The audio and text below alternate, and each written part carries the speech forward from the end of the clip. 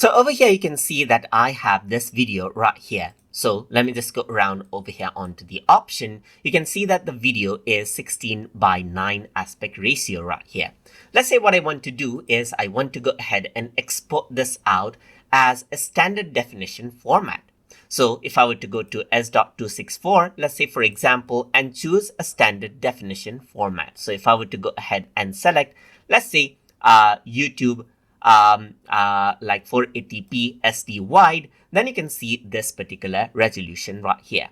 But let's say I want the resolution to be standard size, but I want the pixels to stretch out so that it is widescreen format. So this is actually a standard way for storing all media files as well, instead of using square pixels. So for that, I can choose, let's say 480p SD. You can see that less width is where pixel width is used right here. And as a 640 and 480 is used, you can actually see that there are black bars over here on the top and bottom. But let's say I want the height to be 480, width to be 640 itself, but I want the pixel, the individual pixel to actually stretch. In that case over here in aspect, you can actually go around over here and instead of square pixels, you can go ahead and choose widescreen right here.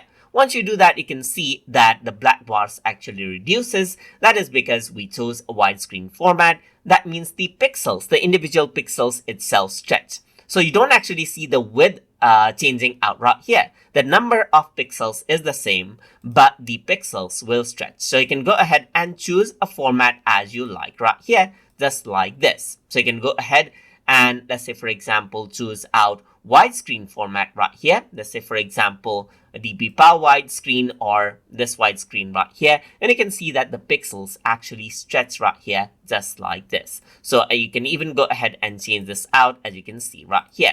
So there may be, let's say, for example, let's say, for example, 720 by 480 right here, which is another standard right here. You can go ahead and choose the widescreen format as you like right here, just like this, using that particular size as well. But anyways, let me just go around over here onto 640 by 480, which is the size, and then this is what you get by stretching out the pixel. And that is how you can simply go ahead and change the pixel aspect ratio right here. So as the anamorphic, as you can see right here, is more of a perfect stretch, as you can see right here for this resolution.